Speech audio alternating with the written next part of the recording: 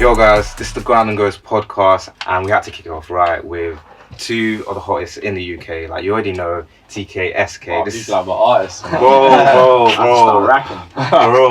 Now this is honestly a pleasure to have you guys on as the first ones. Like I've known you guys for a while now, and we've done stuff outside of the scene, and you've taught us. So this is cool to be on the other side now, bringing you onto my platform, the Ground and Goes podcast, and yeah. I'm excited to get into it with you, man.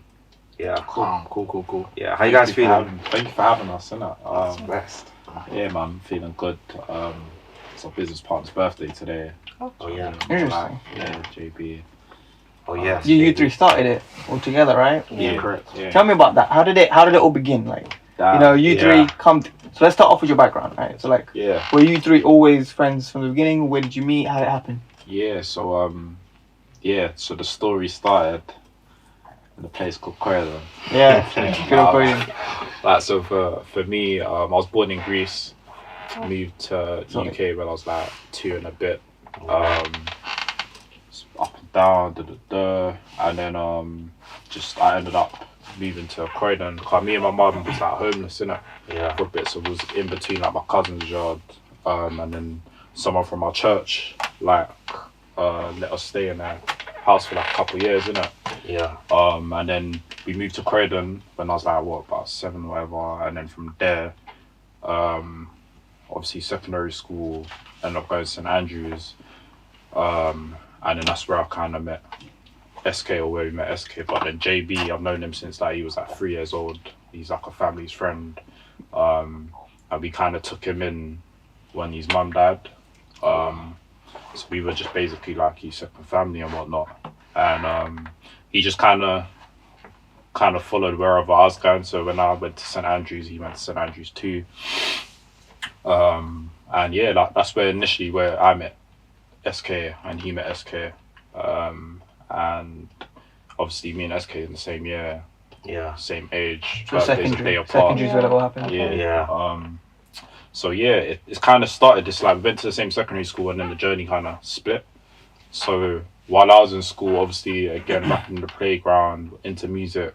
But how I first kind of got into music was in church. I did like sound engineering, live sound engineering. Not because I wanted to, I just did it because I didn't want to sit inside the service and that. You get me? So it was my way of kind of getting out. And then from there, just obviously I'm doing some wiring, I'm EQing live sound, That was just that. But then when our school got a studio, I was able to transfer those skills to a studio, innit? How was the studio set up in schools? It was real early, average, and it was like the block RM computers, and do you know what I mean? People's using Cubase. Yeah. So from there, I'm surprised, to be fair. I thought it would have been like a garage band. Nah, bro, we weren't that advanced. We were using, wasn't even using Macs. Yeah. Yeah, bro. Windows. RM. RM. Yeah. No, because like I don't know, the music route in schools, especially in secondary, I feel like that's where people set up if you're trying to make music. Because me and my artist I work with, a producer, I can remember back in secondary, like being in the computer rooms. We had a Mac in it, and he was on Logic. Him making beats. Like we would stay in school till like 9, like late, and him just making beats, playing it to us lucky, and shit. Bro. Yeah. We could only use it if we had the music session, like music class and that. Oh yeah. It was just set up blocks, like so. Bro. So from there, obviously, everyone's recording in people's yards in their bedroom studios. So I was able to record like some of the guys and whatnot, record myself. And then just fast forwarding, it's a long story, but fast forwarding, obviously just school, just getting in trouble, usuals, like getting excluded, all of that stuff. So when I left secondary school, didn't get the grades that I wanted.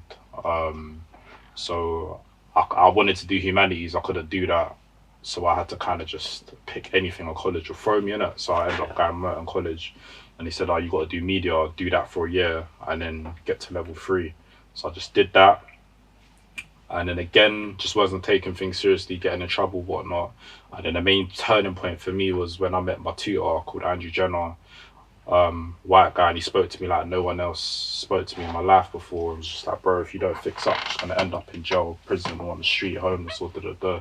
And when he said that, I was like, I can't see my life keep going around in circles. So I was just like, bro, I gotta do something. So I started taking it seriously. when I started taking it seriously, I kind of took to like filming and editing. Yeah. And he started bringing me to like industry stuff because he was a freelance director. And from there, I just got to see a glimpse of the industry. When I went there, I saw the environment. I was like, wow, these men ain't really wearing no uniform. My travel's covered, food included. I was like, wow, this is life. I could get used to this, you get me? So I opened my eyes. And I think that's why it's just important for just young people to just be able to experience new things, you feel me? So from there, it was like, all right, cool. I was like, right, if I'm being able to come out to these things, also the big thing as well, money. I was shooting for like 10 minutes. I got paid like 400 quid. I was like, what? Do you know what I mean? I was like, I could pay this. 3-4 jobs. So yeah, started taking the course seriously. Outside of that night, started seeing I'm serious, letting me borrow his camera. So I started shooting music videos, weddings and stuff like that. Saved up dough. Didn't really want to do what Jamal Edwards was doing. Shout out Jamal Edwards, by the way. Why? Well, what he's done is crazy. It's crazy. For how early he did it. Obviously, then early days he created SPTV. Yeah. That was just like the main thing. Do you know what I mean? Yeah. And I got a chance to work with him quite on a few jobs because he worked for another company. So while we was there, I just saw how he leveraged what he had. He's doing the same job for another company like I was, but while we're meeting some of these artists like the Tinchy Striders and whatnot, he's utilizing that time to shoot the F64s. You get me? Yeah. So I was like, right, he's already doing that well. But I was just like, right, what do I like to do? What do I love? And I was just like, right, I love music. And I'm found this new love of just filming, editing, chopping things together. So I was like, right, I'd love to combine the two or have the two inclusive. Do you know what I mean? So that kind of led to kind of making like a label. Had the idea, started off first studios in my bedroom's yard in Streatham. Then from there, it's like I can't operate a business out of someone's yard. So from there, literally just wrote a proposal for my church building because there was like a space there that was free and available because some hairdressers moved out. It was vacant for a minute and didn't think was going to get it. Do you know what I mean? Man's like 18, whatever. But yeah, wrote it, and then they said so man had like keys to man's first spot, 24-hour access. So that kind of led me to stay on ends. So is that where you were recording mainly? Yeah, I was recording people there. That's kind of how it just kind of business just stuff just opened up, and it stopped me from going to uni because I was like, well, I got this here in the end, so I ended up going uni in an area. I went to South Bank, and I just thought, let me just finish this TV and film thing. So I just graduated in that. But yeah, started recording people in the ends. Was shooting the music videos at the same time. JB was making the beats. And then one thing led to another. Someone's like managing me. Someone's like do events. Someone's like do this. Photography. I'm just utilizing all the skills, and then just built a network. And yeah, man, as I got more and more serious, started to realize people just come around just because of the hype, the excitement, and get me because of uni. I got into reading and then read this book called Rework. It said, don't be afraid to start again, even if it's a new brand, because you still got the same networks, innit? You are the brand, if that makes sense. So yeah, just reworked it from KSL and then called it 104 Forever, and then called it that because it was just kind of like, where this spot was where man started was 104 Whitehorse Road. And it was just like, alright, cool. Any time man leaves from the spot, man just remembers it, innit? And then yeah, man, got kicked out of there because it got super busy. Called it Growing Pains. Obviously, you've got people coming through. It's a church building as well. People smelling like weed, getting immense. So they kicked us out. Had to find a new spot. In Croydon as well. And then that's kind of how the next phase started. So when we found this spot, was building a studio. Rebuilding the studio again, and then this one kind of wanted like TVs and stuff because I'm a bit tech savvy. So what year is this now? This was 2016. Okay, cool. Yeah, 2016 when we moved to the next spot. Yeah, man, it was like end of summer, August, about that. And then yeah, man, it's like, right, I need some screens, like, and then one of my guys was like, yeah, you know SK, innit? It's like, yeah, he went to my school, bro, like, It's like, what? It's like, yeah, like, he's selling TVs, and I was like, I swear down. I was like, alright, I ain't seen man in a minute, obviously, because everyone's gone uni, all these things, colleges. So yeah, man, linked up, and then we had a chat. It's like, right, we should link up again, went to a cafe, and we said, right, we should link up again. and then invite man to hip hop karaoke, and this is where his part takes over. Yeah. Out of curiosity, who was that person that asked you that what TV? Oh shit. You know what I mean? But yeah, literally, like you said, it's mad because my journey is just a bit different. I won't give the long story and that. But I was just in the end and I was rapping. Oh yeah. I was rapping that, but for fun, innit? Yeah. You couldn't make money from music then. There was no music deals. Yeah. Like, it's more from the east side, but in south, you're just like hood or whatever. You're just rapping for the sake, for clout or whatever, innit? Yeah. And then when I remember when they had the studio in Whitehorse, this is why it's so mad. I think there was one time, did I help? Not paint it. Yeah. Was it paint? Painting. One day or something, like one odd day, like I think I helped paint. Yeah. I don't know how that happened, but I helped paint in it. And obviously because they were recording me. Oh yeah. So TK was actually engineering, funny enough. Yeah. Do you get what I mean? Yeah. Yeah. And I remember recording it, and I did it like about 30 times. This guy was getting annoyed because he kept having to, tell me to restart. Oh, That's how the relationship first started, innit? Like I was just literally rapping, didn't really know what I wanted to do, and then my dad passed away as well. So I went to uni, innit? Like my mum told me to go to uni, but I've always been I always wanted to do something business related because I'm good at business. Yeah. But it was in uni, then everyone from our area was blowing in music, like Hardy, Stormzy, Ghetto Superstars, Section. Like a lot of people are coming up in music, and I said, I want to go back to the ends, but I want to do it from a business perspective where I can give back, sort of thing, and then learn the business, not be the rapper or be the face or things like that, where I'm able to make money but also able to help people. Yeah. So then I had this idea of like creating this label called Finesse Entertainment.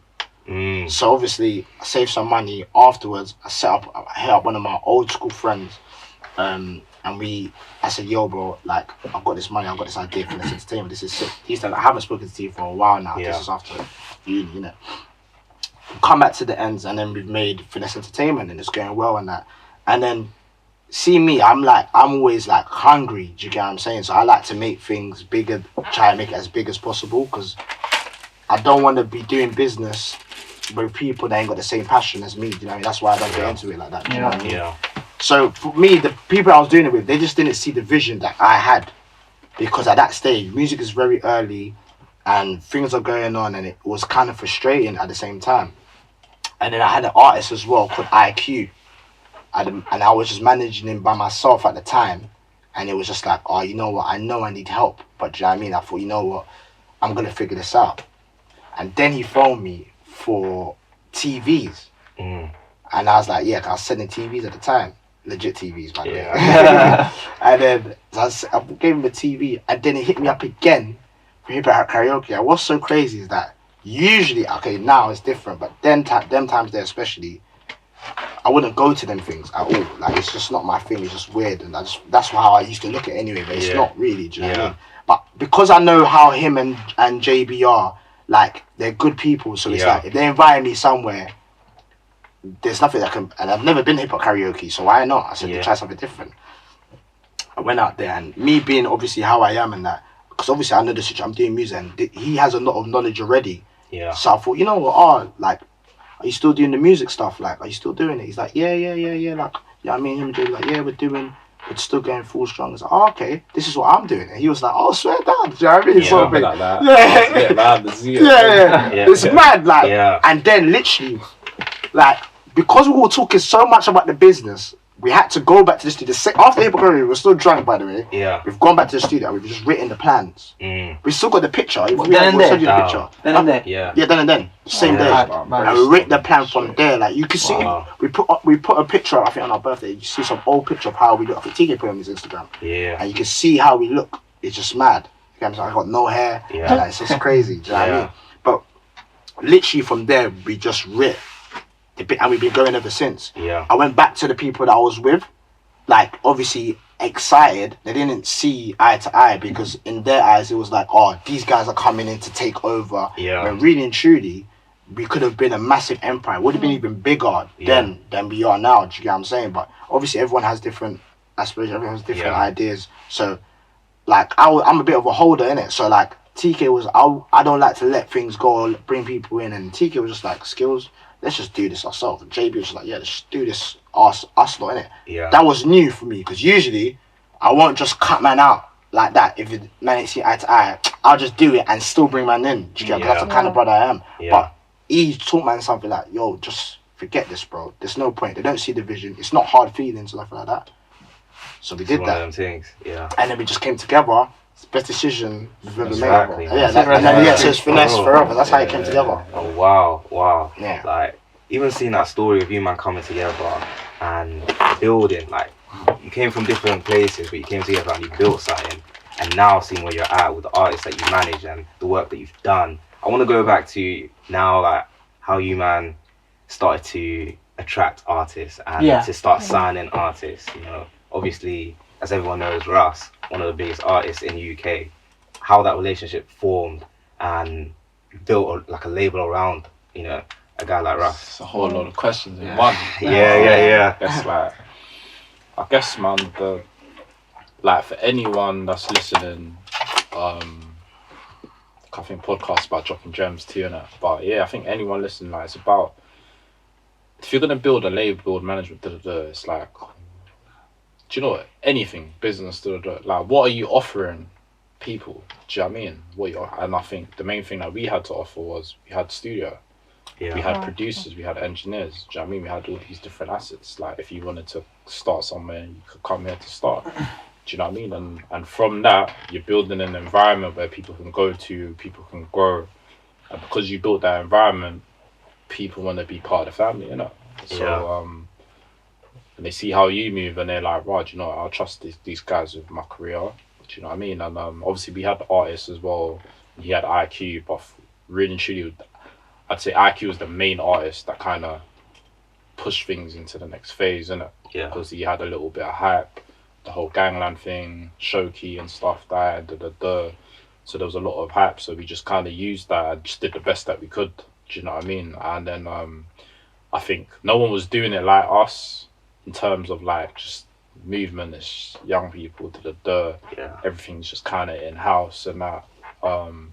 And obviously that attracts better artists, that attracts different artists, you know what I mean? And because we like kind of empower people around us as well, so we had engineers, we just don't focus on artists, do you know what I mean? We focus on the whole ecosystem, do you know what I mean? So obviously we had engineers, and then from IQ, one of our artists from the ends, T-Face, and that came in, he kind of showed us about drill. It's one of our friends, Youngers, he passed away, RIP. And we learned about drill, and then from there, it's like Skate and AM came to the mainframe, but we didn't really know who they were. And funny enough, like, because I used to work part-time in care, innit? So I was working with kids and that. And one time me and Skills was going gym with one of the youths that man looks after, and he was just playing some madness in the whip, like, just good. I was like, bro, what are you listening to, bro? Because obviously outing is like rap, that's what we listen to. Yeah. It's like, nah, cuz, trust me, it's hard. So next time round now, because we have access to the page, innit? So we're like looking at what our engineers are doing, and we're hearing the same thing. Yeah. And we're like, bro, ain't this who my was this? What?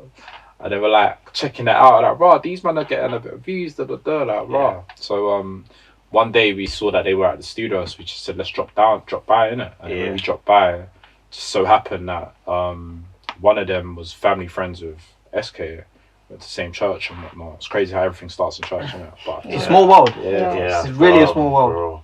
And then from there, do you wanna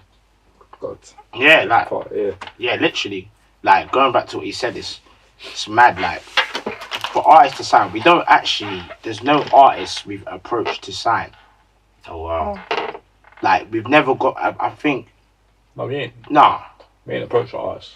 We ain't approached an artist to sign. That's what's mad. It's like, we will see what your situation is. Yeah. And then we try to see how we can help you, and then put you in a position to do your own thing. Because man doesn't want to come, especially if you're doing your own thing, man don't want to come and be like, yo, bro. Do you know what I'm saying? We'll help you. Do you know what I'm saying? We might give you a proposition, but we don't want to manage you. We want you to be bosses, innit? Do you get what I'm saying? Yeah. But then what happens is, like, with producers and just, we end up managing it because they're like, oh, you lot might as well manage us. Do you get what I'm saying? Which is, that answers your question about the whole, how do you approach artists? We don't approach artists. Yeah.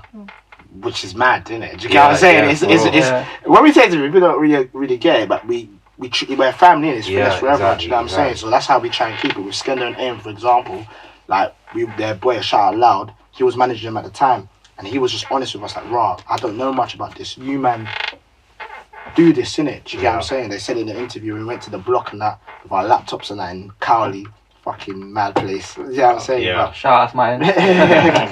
But yeah, do you know what I mean? So that's how it is. Even with Russ, for example, we've been working. Like, a lot of people don't know. We've all been working with Russ since like when he was like 16, 17, like when he was a young kid. Like, we done the old songs like Splash Out, 2 and whatnot. So we were advising him as advisors. Yeah. We weren't managing him or nothing. It's just that last year he was like, nah. Okay. Do you get what I'm saying? We gave him his first pound in music. Yeah. Do you get what I'm saying? We didn't. Do you know what I mean? We just do it because that's what because we understand that we were once in a position where no one helped us. Do you get what I'm saying? Yeah. So that's how it is, how we've met the artists. We've never, it's mad because like some people are like, oh right, they think that we just know us like, bro, we've known, do you know what I'm saying? Like, producers produced his biggest records, do you get what I'm saying? So, yeah, we always try and help. If it's something that we like or something, we try and help and advise. Do you get what I mean? We're not always right. Sometimes we do get it wrong, do you know what I mean? But that's what we usually do. And then it's like, from there, it becomes a normal relationship and then it just turns into management. Yeah. Yeah. You know, like, hearing that, it gets me thinking that you, man, kind of take on that more authentic relationship, like building a relationship with a person more than Just like... forcing it. Exactly, more than forcing it. And it actually brings me on because, like, the industry right now, I feel like it's in a weird place, especially with how, like, technologies are kind of taking over. And... Could I say something? Yeah. What do you guys think about nowadays and TikTok, how it's so much easier for people to come out than how it was before? Yeah, I think it's pros and cons to it, innit? Like, I think the pros are a lot more people can see your stuff, especially from different demographics and countries. But also, I think, like anything, when there's a mad hype around it, it starts to become saturated. And for example, the music scene is supposed to be creative and whatnot. Yeah. People just stop being creative and they just focus on, I need to get my thing popping on TikTok. Yeah. So now you're forcing to make a campaign. Yeah. Or you're trying to make a song that's just going to bang for TikTok. Yeah, everyone's just trying to hop on the make a trend. good song. Yeah. Exactly. So, yeah. I feel like that's more of, it's always been like that in one way or another. Yeah. Back in like 10, 15, 20 years ago, before the streaming era, it was like, we need to do this, this, and this in order for it to pop in this category. Yeah. And now it's the same thing, but with TikTok. Yeah. And I feel like that will keep evolving no matter how far we go. So it makes sense about there being pros and cons. Yeah. On, like, because I think for you guys on the label side, TikTok and these kind of streaming services can help, like, build buzz around an artist. But from a creative side, how do you feel about, like, creating content to appease, like, that trend versus creating content that's, like, more meaningful? Like, I think there's a big question of, like, trendy music or timeless music. Like, as an artist and as a label, what are you looking for? Like, It's nice. I think people are getting it wrong and I was talking to some artists about this yesterday, that you can make timeless music and make it trendy. Yeah. You can incorporate the two. Like, if I'm an artist, that let's say I'm an artist and I just like to dance and I'm not on TikTok though and that stuff like that. Yeah. I'm gonna bring that's what I normally do. Yeah. In my songs, so I'm gonna take that part of my dancing bit and market it in TikTok. I'm a guy that smokes weed every day and I just talk about weed and shit. I'm gonna market in a way that appeals to TikTok. Maybe doing a TikTok with a funny weed joke or whatever it may be. Yeah. So you don't have to change yourself. I feel when you start looking at it like at face value of, I'm trying to make a TikTok song, that's where it all goes wrong. Yeah. It's just expanding your artistry, expanding your brand and letting it fit in the other social media markets. Yeah. Because there's other markets that some people that have TikTok, they only use Twitter, like RV, and he's big on Twitter because he just busts your joke, that's his branding. Yeah. Do you get what I'm saying? He don't even use TikTok like that. Do you get what I mean? So it's knowing who you are as an artist, understanding your brand, and then say, okay, cool, how does it fit on this social media platform? How does it fit on this social media platform? Exactly like you said, exactly what you said, bro. Just thinking of how you're going to expand your music. And it's you know what I mean? You make a track, you're like, I wanted to do visuals for it. So that's the way you should just be thinking, right, alright, cool. Made a track, this is what it means to me. This is what I want it to look visually like. if I was to promote it on TikTok, this is what I would like it to look like on TikTok. If I was to do artwork, I want it to look like this. Yeah. If I wanted to do a photo shoot, I want it to be themed like this. Do you know what I mean? Just exposing every avenue of it. If I want to do an interview, I want to talk about it in this. Do you know what I mean? So yeah, man. I think that's how you need to look at it, like a canvas, and there's just different levels of oil and whatnot to it. How involved do you like to be with the how should I put it? The artistic aspect of, like, let's say an artist is dropping a song. Do you say, the cover art should like this and this is when we should drop it, or do you give it to, like, to them? I don't think I've said this on the interview today, but I was trying to be open. And now, man just tries not to be involved too much on the artistic side. Yeah. I try not to be in the studio too much. I leave them to do it. Yeah. Because sometimes as well, you might want to say, listen, do this, and it might make sense. But some artists can be stubborn too. And one of my errors, like, early on, when I first started out and I was managing different artists, I think one time, one artist just frustrated me to the maximum. And man put my hands on him, I grabbed him and I put him against the wall, bro. Like, yeah. Do you get me? And then, another artist, I was like, was in a studio session, and JB remember this. JB was producing the beat. Tune was hard, it was calm, ready, just, cool. I think JB was just like, we need to just add in some beats because it sounds too much like a outro, like an interlude, innit? Just need some, get me, you're trying to make tunes, all your songs sound like an interlude. Yeah. This shoot, you might see this, innit, but we're cool now. But this shoot was literally saying to Bugs, JB, like, nah, I think it should be like this. It's like, bro, you weren't even doing music like that when man found you, bro. Yeah. Get me? Like, we're the reason why you've got a bit of views on it. So listen to the producer, not even me, listen to what the producer's saying. I'm listening to what the producer's saying. It's just like, nah. Bro, man just had to conk man's head. Yeah.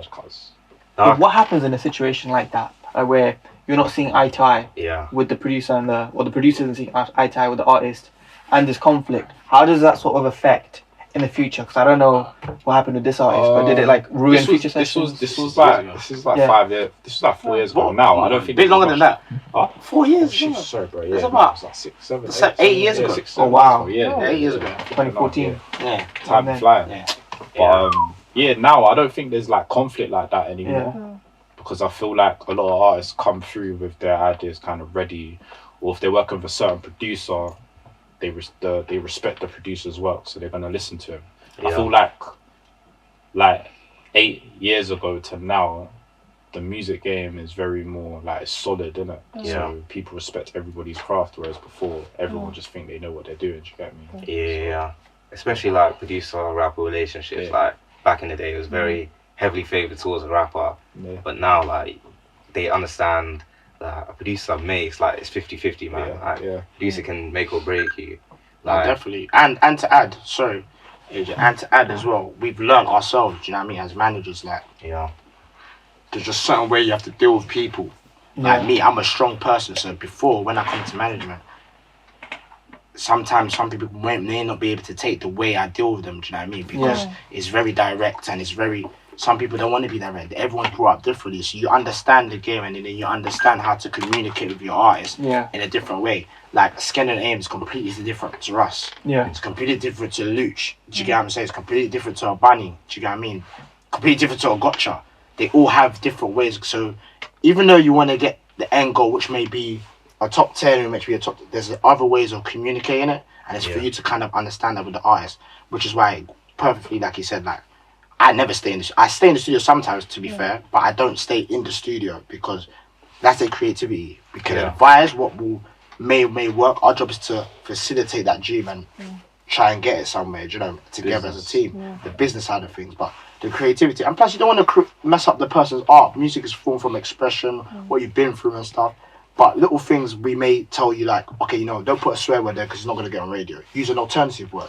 Or don't say that you're talking about something very violent. Use something alternative or express it differently. And they all express it in their own way rather than us telling you how to do it. See, when you have that kind of approach, your eyes is more receptive and they're like, okay, you know what, but it's the same thing you're saying, but if you tell them, you can't put that out. You can't put that out. They'll be like, why can't I?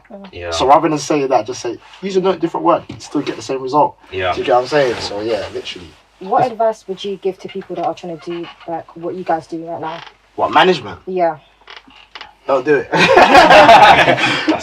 Nah. Management, we always say this, like, management is not for the weak-hearted, you know? Yeah. Like, it's not to put in man's email in the bio and, admin. That is... an event out, this no, management, you have to sacrifice a part of your life. Yeah. If our artist calls us now, you can see I'm always on the, we're always on the phone and we do many things at once. Like, if our artist calls us now, we have to leave. We have to, do you know what I mean? When you do management, this is something we understand, is that as much as you want to keep it business, there is a personal aspect. Yeah. Because people go through things. People have children. People don't want to wake up in the morning. People have this. Everyone's got something going on with them at one stage of their life. So it's like, you have to understand the game that you're getting into, and you don't get flowers. Before you get flowers, you get flowers for places like this. You don't get flowers in the outside world, and you have to live with that. Do you get what I'm saying? So you need to understand what you're doing it for, first and foremost. Are you doing it for money? Are you doing it to help people? Are you doing it for clout? Which one? Don't matter, or it could be combined. Once you understand that, then you know if you're really ready for management, if it's worth it or not. If you're doing it for clout, forget it. You know, like, I started managing at a time where, like, I got into the Brit School for acting, and then, like, I left, and because I just didn't want that to be the road I was headed. I didn't want to pursue acting as like a career, and I thought that the Brit was, if I stay here, that's where I'm gonna be like sticking my life to. So I came out of that and I was like, what am I gonna do? Like, this was a few years ago, what I thought was gonna be my destiny. This is where I'm heading now, and now that I'm out of it, what does that look like? And so me and my boys, I'll be around him in studio and I'll look at him making beats, and me and him applied to the Brit School together, so I knew he had that passion of getting into the Brit School. So my mindset kind of switched to, you know what, like, and going to the Brit, and just me as a person, I've always built connections in the creative industry. So I was like, you know what, I'm going to use what I have right now to give my artists the platform to like get their music heard. Like, that's the mindset that came in for art. I didn't even know that was a manager at first. I just wanted to get them to a spot where all of their music I heard. And just listening to you, I was like, you're totally right, because, you know, some of the biggest things I've done for my artists and stuff, like, you don't get the flowers from everyone else. Like, visually, like, the rapper, the producer, whatever, they get that shine in it. But what I kind of had to learn quickly, and I'm grateful because I had the right mindset coming in, is I'm not really doing this for myself. Like, I'm really doing this to elevate themselves, and I can like be on that ride as well. And yeah, so I really appreciate you saying that, like, how hard it is to become a manager, because it is incredibly hard, because the artist is also dealing with their lives. Like, you may have a vision of what you're trying to do, but as soon as your artist is like, bro, I'm doing this, blah blah blah, like, you've got to switch it up, and you've got to think that I gotta move in a certain way that I can still maintain this relationship, I can still keep it going while this artist is dealing with whatever. So yeah, I think you might have just dropping gems, because this management life is not for the weak. It's not for the weak. I do want to build on that though, right? Yeah. So you've been in the game for a while now, and I'm sure you had ups and downs. If you were given advice to your 16, 17, 18-year-old self, getting in, starting from the bottom again, what would you say? Nah, don't do this. Nah, don't do that. Like, what, in hindsight, what would you stop yourself from doing? Or would you do it all again? What, in general, in management? In management. Invest in Bitcoin. Shout out Bitcoin. Me personally, I'd do it all again, but the only thing I probably wouldn't do, I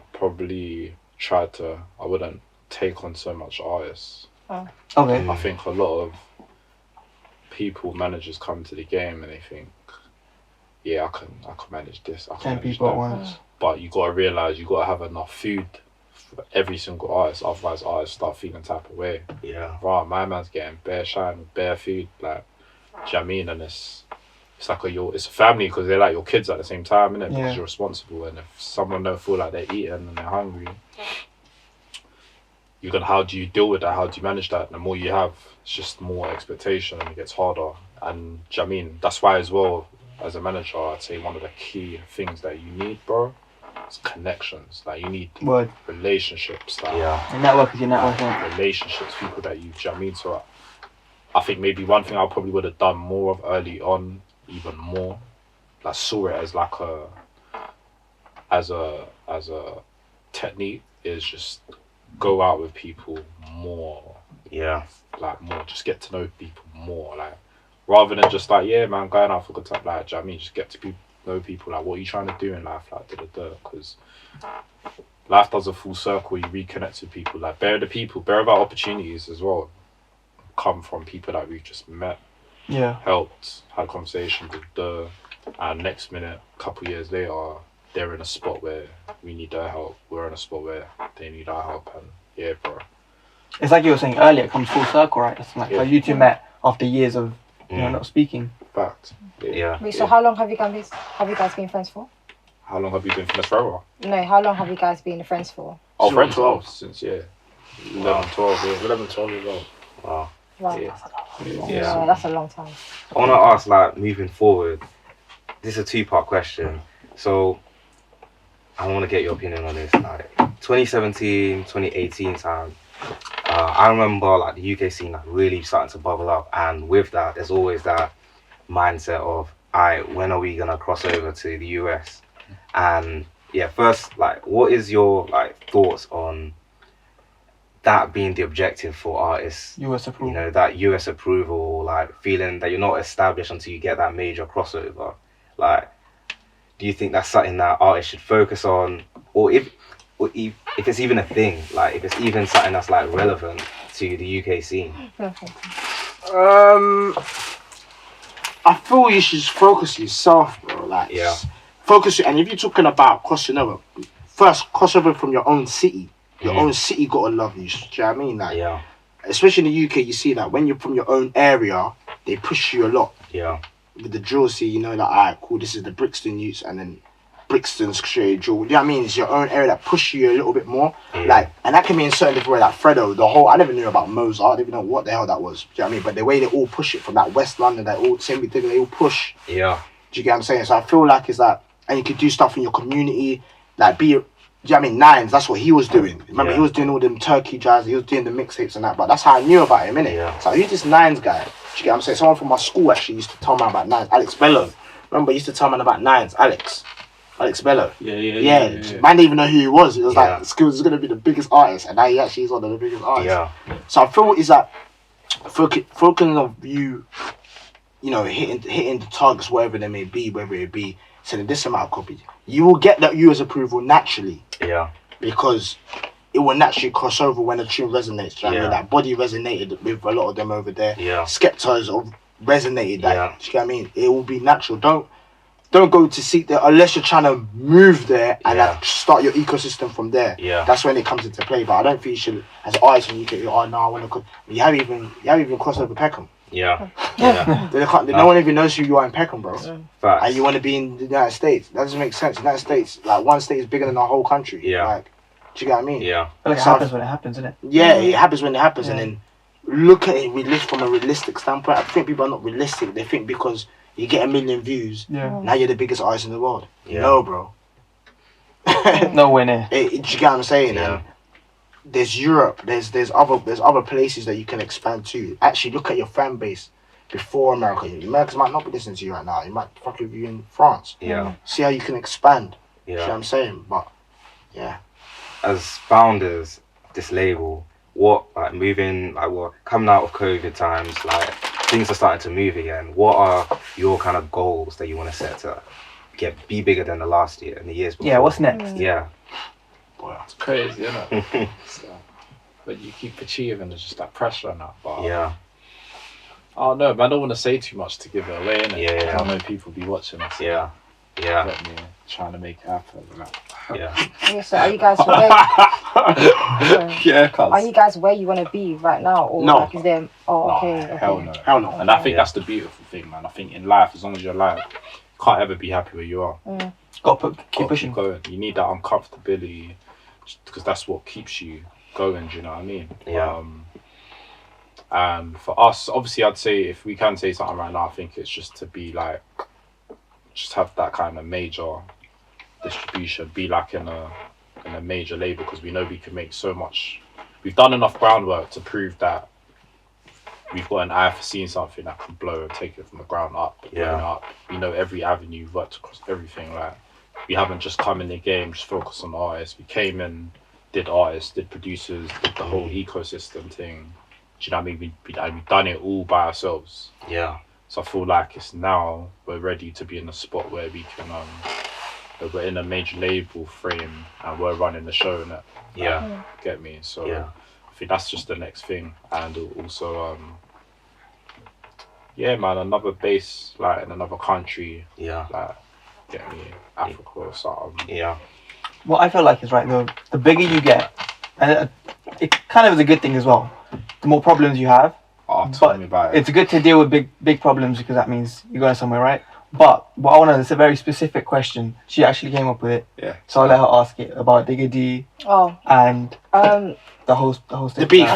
Like I've never understood why people, not even just people that do drill, but some people that do music, they bait themselves out that they've done something and it doesn't make sense. Like, are you trying to go back to jail or? Yeah. And how do you deal with that? Why do they do from it? the management side, if your artist is saying, yeah, it was us that did it, it was us that did it, right? That's a headache for you. But how do you know they did it? You don't. Yeah. You don't. Well, there you go. But is that the legal loophole? Well, no, it's not a legal loophole. You don't know. That's the truth. That's number one.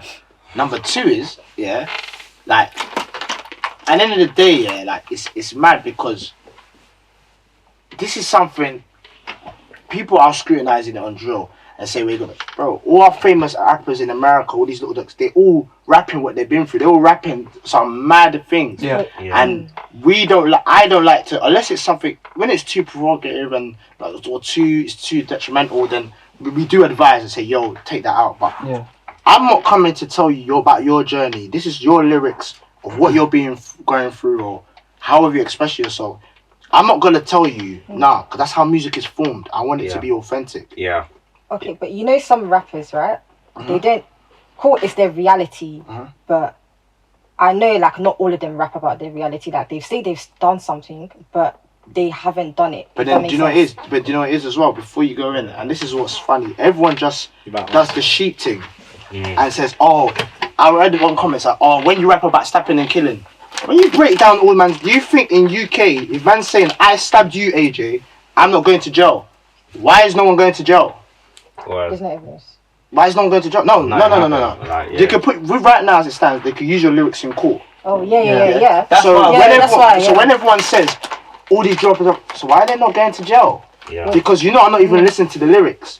When you break down most of these lyrics down, half of them are not saying, I stabbed him up. There is not. No, even when you listen to it, like, give me a tune, give me a Digga D. Apart from Digga D is a kind of, but even him, like, he will go to jail. When you break down all their tunes, unless it's the old school drill, when, do you get what I'm saying? Before they brought these laws, you can't say I stabbed Samantha in the bathroom. I'll be in jail tomorrow. Yeah.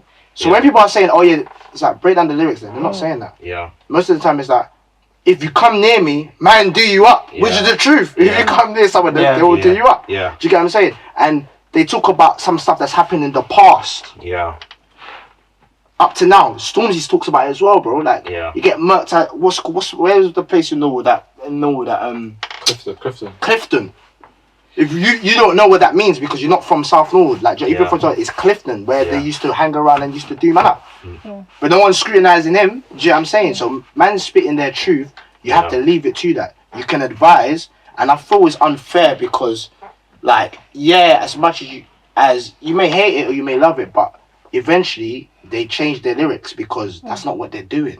Yeah. You know, like, just speaking on drill and the narrative around it, because it's one of them things that seems to just follow drill wherever it goes. It seems to come from people who, they want to put this agenda, and it's crazy that it's like, it's obviously a black orientated, like, platform and a black, genre, and we get that, you're influencing the kids, but there's no, like, studies or there's no, like, facts, data, like, drill coincides with, rise in deaths, but, like, just quickly, just to but industries like social media or whatever, there are studies that they negatively affect young people. They cause people to want to commit suicide. Like, that's what social media does. And there's studies on that. But they don't get that same scrutiny. You don't go on the news, or there's no, that media debate push. That, we should be coming down on social media or whatever. But because the face of it is, white Donnie in a suit versus... Loves it. He's ready to pass. You know what I mean? Like, versus drill, like... The spokesperson for drill could be a black guy in a valley. Do you know why, AJ? Do you know why? Why? Because they use us as scapegoats. Yeah. Yeah. And when you think about, and when it comes to the drill thing, this is why I get so annoyed with people that just write rubbish on the internet, especially in our community. That you allow them to push that money out of youth centers, push that money out of the communities, and push it where? Into the police. Yeah. Oh, someone got murdered. If I, God forbid right now, if I get murdered or I murder someone right now, you know what they're gonna put? They're not gonna put skills. They're not gonna put my government. They're gonna put none of that. They're gonna say drill producer. Yeah. They're not gonna remember all the community stuff. They're not gonna remember the courses. They're not gonna remember the knives I take on. That's the part that they. Yeah. But then to a person like yourself, you may not know me or nothing like that, and you imagine just watching your screen. You're gonna be like, oh, this drill shit again. Yeah. And they slowly feed it in as well. That's the amount of times you see drill negatively. And that's how. Do you get what I mean? Because there's drill is from its like production. Do you get what I mean? There's people that spit negative. There's people that spit positive. Like it's up to you. It's whatever you go through. Wait, Same. So do you guys think that drill it partly plays? Everything plays. Okay, but do you think it's partly the reason why there's children doing like bad things and stuff like that? No. Children doing what? Nah. Well, what kind of bad things? Like they. Now be specific. Go on. I don't know, just children carrying shanks and stuff like that. Do you think it partly like... Just go back through our history, yeah. Do you know what it is? I feel like as society progresses and technology advances and everything gets better, we just get dumber and dumber. I feel that's what it is. Yeah. And if you like, go back, word, bro, like, and if you go back here, if you just go back, bro, like, before there was drill, before there was even rap hip hop, people were killing each other, people were stabbing each other. You don't think it plays a small part? I don't think it plays a part. I think it's bring it to the light. People kill people for specific reasons. Yeah. No one hears someone. If I made a track tomorrow, dissing him, and I don't even know him, like, he's not gonna be bothered and think, oh, I need to do that. He doesn't even know me, bro. Yeah. It's someone that you've all actually had a direct confrontation with. Then it's a problem, then it's an issue. Do you know what I mean? And it's like, even if you look at our culture, like UK, Europe, bro, we all come up on knives and swords, bro. If you actually look at it, like, obviously man's into Vikings and all that history stuff. But like, bro, like, that's our culture. That's been our culture. That's how we took over the country. Not even I'm calling myself British and that. But like, just taking over different countries, people, cultures. It's always been through blood and that war. Yeah. When people are beefing and that, we just enact just the patterns of just human nature, innit? And like, even with wars and that, you can go into different countries, you're killing people, you're doing the same thing, but your thing's legal. Do you get what I'm saying?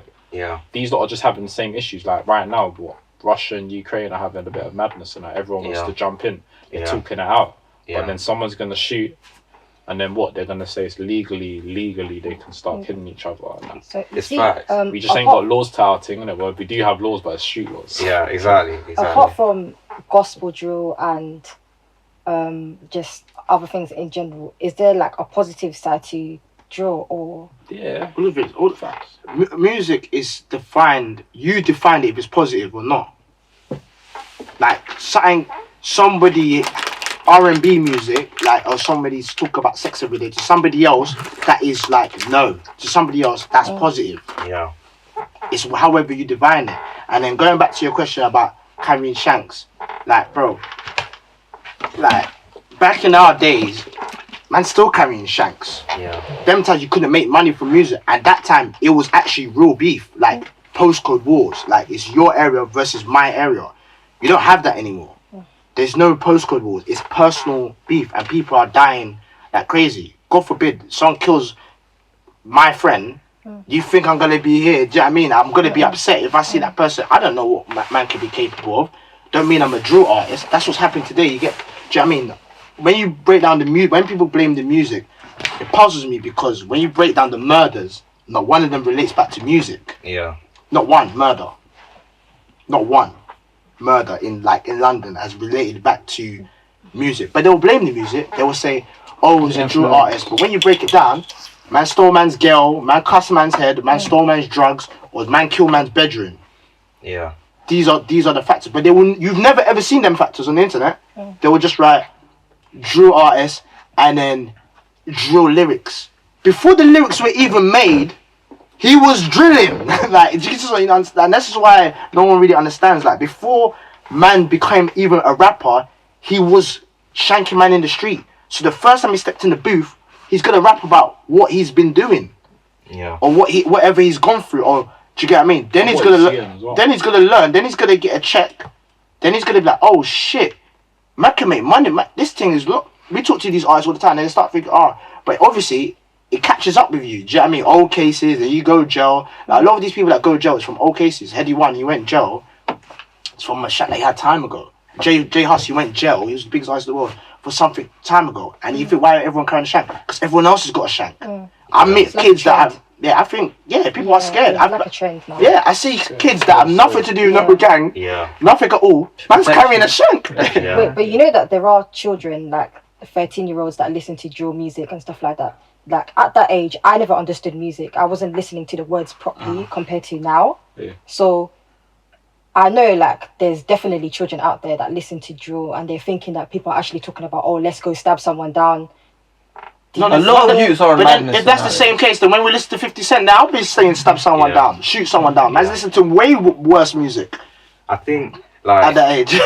Man's listen to 50 Cent and that. That. I hear what you're saying, but if that's the case, we will listen to way worse music. True. When man is talking about man's gonna shoot you at your mum's house. Do you know what I'm saying? That's the music man grew up with. 50 and all these man. I'll talk about 50 today in the car. Man's going to his concert, but now 50's doing what? Business. He ain't doing what he was doing before. So it's like, it's however it influences you. Like, and it's, some people could, I feel, and this might be rude to say, but I feel like if somebody listens to music and goes out and nanks somebody, they have a mental illness problem. Same way the person that, the Joker, that guy went to the cinema and sprayed man up. Are you gonna blame the Batman? Yeah. Exactly. Yeah. Do you get what I'm saying? But that's what influence. So everything has a part to play. Don't get twisted. Nothing's innocent. But if you are trying to blame music as the sole purpose of this whole violence and that, it's not fully the reason, but you are deluded, because these people that are talking have never even come to the areas, never even spoken. You see, I'm passionate about this stuff.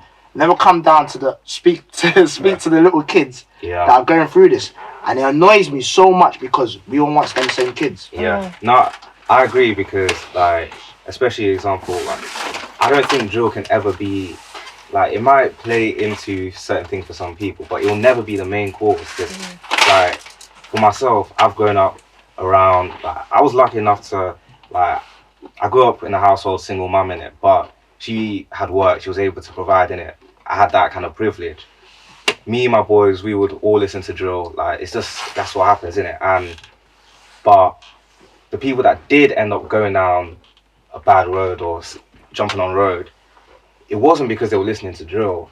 For myself, I could see, their family situation is not like mine. Like, I can go home and food and stuff is provided. I don't have to worry about, like, sorting out my own electricity in my yard. I know some of my brethren that do, and they're not getting a job at co-op or whatever. The road is what they have to do to survive. So it plays into more of, like, why do we have children in this country who have to take care of their households? Like, we have a lot of, like, charity shit for, you know, young people, especially, like, white people who, like, are taking care of, like, elderlies, or, like, if their parents have disabilities or whatever. But black kids in, you know, the ends that have to... Who's the problem? Who's the problem? Parents. Yeah. Yeah, I think just generations before. Yeah. Are you guys scared to, like, bring up kids? Because, you know what it is? It's like, I say, it always starts at home, innit? Do you get me?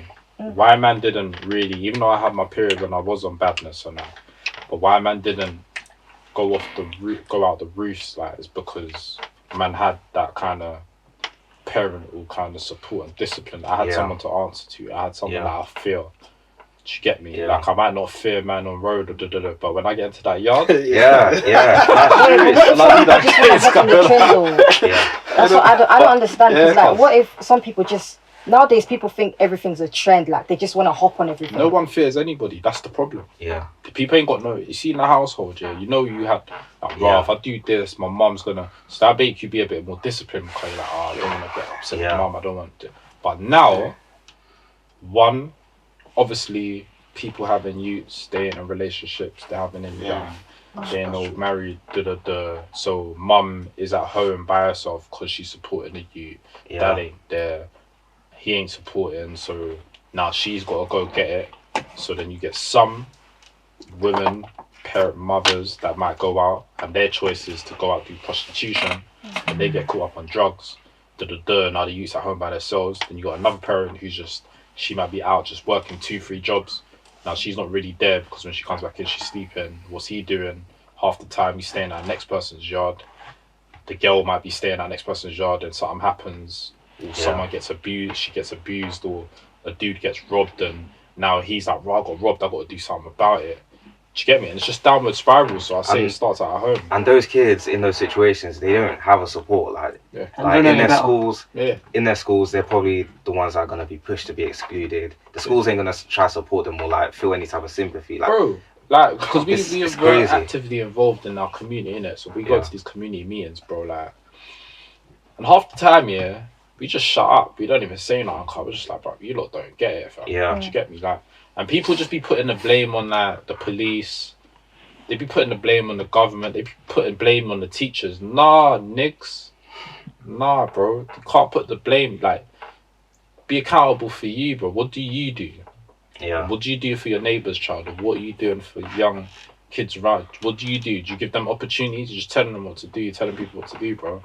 Like, what opportunities are you given? What are you... Do you get what I'm saying? Yeah. If you ain't doing none, then shut your mouth. You don't have no reason. You don't have the right to even say nothing, bro. Zilch. Do you get me? And on that, I want to end this, like, to talk about how we obviously met through one of your programs that you run, Blue Main's World. Shout out James. And where you give back to a community, you've given back to young people. I was part of the music business course where like I got first-hand experience what it's like to run a label, the tips that you put and the gems that you spit on making it in the industry, in the creative industry.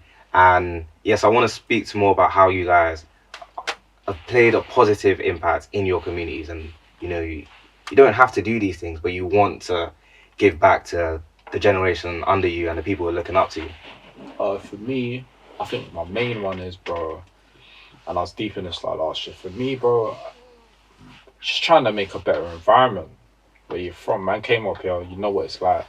If you didn't have no opportunities, you want to make sure that there's opportunities for the next generation. And also, when I have youths, they're going to grow up around like these kind of age ranges of people. Do you know what I mean? So it's like, what's for them? And yeah, man, it's making a better environment. And for example, if we empower other young people, when man's cousins are coming up, other young people, I know that there's certain people that are going to be leaders that they're going to have opportunity. Do you know what I mean? Yeah. Say you open up a big podcasting studio that's got like 8-10 rooms. That's sick, bro. Now someone else has got opportunity to utilize those facilities, and we never had that. And again, the older generation didn't really do that or think that way. Do you know what I mean? But us younger people were thinking more along that way. And but for us, it's just, well, for me personally, that's what it's about. It's about giving back and Yeah, literally, like what TK said, and to add is just like, yeah, man, like, to give my story, do you know what I mean? It's like, from art, where we're from, do you know what I'm saying? It's just like, there ain't much opportunity, and like, we're gonna have children, we've got little cousins and stuff, like, we want them to grow up in an environment, and, you know, cost to give back, bro. Do you get what I'm saying? Like, we talk about, sometimes we think like, right, if we didn't have this community, we'd be multi-millionaires, do you get what I'm saying? But we don't do it for the clout, or that we just genuinely do it, which is mad, because people come to us and say, oh, why don't you scream and shout, or but bro, like, yeah, you know what I mean? You came to our course, you don't even shut that we're there. Like, why wouldn't we be there? Do you know what I mean? Because man understands. No one was there when we started arting. It was just literally me, him, and JB. Like, do you get what I'm saying? And everyone started jumping along. So why not just empower the next generation? Then we could do business with you. You're gonna teach us something. Yeah. Do you know what I'm saying? We had a young producer like called Tweeko. Tweeko makes. He's doing the mad thing right now. Tweeko Scratch as well. Yeah. They were once our engineers. Imagine now we just kept them as our engineers or tied them to some dodgy contracts. I didn't let them expand or give them the gems. Now they got their own. We do business with them. Yeah. And that's what we want. They've created their own empire. They've employed more young people to their businesses. And that's how it should be. Do you know what I mean? If more people did that, for in the music industry, we'll get along much better and people actually understand things better. Like this whole narrative, like I was ranting this morning about the old heads, like of closing the door and not opening it for the young people needs to stop, man. Or just get out of the chair. Yeah. And go and retire. Do you know what I'm saying? Yeah. And let the young ones come through. So yeah, literally. I think that's where the whole industry's heading as well. Starting with you lot. Yeah. Like everybody's being a lot more giving. Like even Stormzy, I think it was Cambridge or Oxford, he started like his own thing to get people in, and it's like the more people start giving back to the community, the quicker it's gonna grow and the better it's gonna be. So yeah, man. And I think like I was gonna say something like just it's like I got it. I do. Brain blank. It's just like that's it. It's about making it more. The more you're seeing it around, the more believable you feel. Like I can actually do this too. Like 100%. Even for people that was on the music course afterwards, they were like, "Wow, do you know what? I think I could actually do this." You know? Yeah. Do you know what I mean? And it's just giving people that hope. As long as people got hope, then do you know what I mean? They're gonna try and make something of themselves. But if people don't have no hope, everything's dim, then they're just gonna turn to what's the most easiest and negative thing around them. Do you know what I mean? Whether it's drugs, whether it's getting caught up with the wrong people, still. And you just need to show people more options. Yeah. Like opportunities, options is the opportunity. Yeah. Yeah. You know, that is honestly a beautiful way to end this, man. I really appreciate you guys coming on. No, thank you. It's been amazing. Yeah, you guys are our first guests. You know, this is our first episode, so it's huge, bro. Love for that, man. Appreciate it, man. Alright. Yeah, we're good. Sick. Great session, man. Thank you, guys. Yeah, thank you. I had so many more questions to ask, but I want to drag it up like 4 hours. Part two. 100%. Word. It's calm. Word. That was beautiful, man. Honestly, I appreciate it, man. Yeah. Crazy. This was great, man. Alright, should we get the... Yeah, we're gonna go outside and take some pics.